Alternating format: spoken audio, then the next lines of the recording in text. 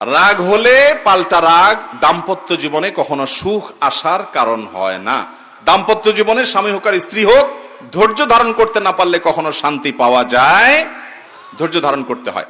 নবী করিম সাল্লাল্লাহু আলাইহি ওয়াসাল্লাম জীবনে অনেক ঘটনা ঘটেছে। এর আগে আমি একাধিকবার বিভিন্ন জায়গায় বলেছি। আয়েশা রাদিয়াল্লাহু তাআলা আনহা ঘরে ছিলেন, তিনি, তার নিয়ম ছিল যে স্ত্রীর ঘরে থাকতেন, রান্না বাড়া তিনি করতেন। অন্য স্ত্রী এক বাটি খাবার দিয়ে একটা কাজের মেয়েকে পাঠাইছেন, খাদ্দামাকে, কৃতদাসীকে পাঠিয়েছেন এক বাটি খাবার দিয়ে, তরকারি দিয়ে ধরেন। তো ভালো বুড়া রান্না করেছেন, রাসূলের জন্য পাঠাইছেন। আয়েশা রাদিয়াল্লাহু তাআলা আনহা দরজা খুলে দেখলেন যে কাজের মেয়ে তরকারি নিয়ে আসছে আরেক স্ত্রীর ঘর থেকে।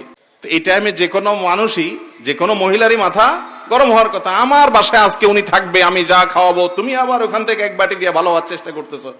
উনি বাটিটা ধরে ছুঁড়ে ফেলে দিলেন। বাটির সব তরকারি তো গেছে গেছে, বাটিও দুই টুকরা হয়ে গেছে। এই দৃশ্য নবী করিম সাল্লাল্লাহু আলাইহি ওয়াসাল্লাম দেখার পর উনি বাইরে হয়ে আসলেন, যা উঠান থেকে নিজের হাতে সে ভাঙা বাটিটা নিয়ে আসলেন। আনার পর একই শেপের একই ধরনের আরেকটা বাটি এই ঘরেও ছিল, আসলে তার ঘরে। ওই খালি বাটিটা নিয়ে কাজের মেয়ের হাতে দিয়ে বললেন, এটা নিয়ে ওই বাসায় চলে যাও এবং খবরদার, মুখে তালা, এখানে কি ঘটেছে এর কোনো কথা বলা যাবে না, শুধু বাটিটা সেখানে ফেরত দিবা। ওখানে বাটিটা ফেরত দিছি।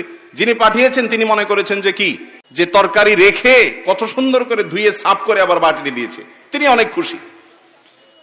এই হাদিস বর্ণনা করার পর কোন মুহাদ্দিস, কোন হাদিস বিশারদ, কোন হাদিসের শেষে এটুকু অতিরিক্ত বর্ণনা করতে পারেন নাই যে নবী করিম সাল্লাল্লাহু আলাইহি ওয়াসাল্লাম আয়েশা রাদিয়াল্লাহু আনহাকে ডেকে দুই চারটা ধমক দিয়েছেন। আপনি আমি যদি হইতাম এই জায়গায়, আর কিছু না হোক, বোর্ড দিকে তাকায়া অন্তত বিরক্তির সুরে এটুকু তো বলতাম যে এটা কাজ করলা, তুমি বাটিটা ভেঙে ফেললা, তুমি তরকারি না নিতে বাটিটা ভেঙে ফেললা। নবী করিম সাল্লাল্লাহু আলাইহি ওয়াসাল্লাম একটি কথাও বলেছেন বলে কোনো বর্ণনায় পাওয়া যায় না। দাম্পত্য জীবনে শান্তি আসার জন্য স্ত্রীর অনেক কিছুকে হজম করা শিখতে হয় স্বামীর, আবার একইভাবে স্বামীর অনেক কিছুকে হজম করা শিখতে হয় কার? স্ত্রীর।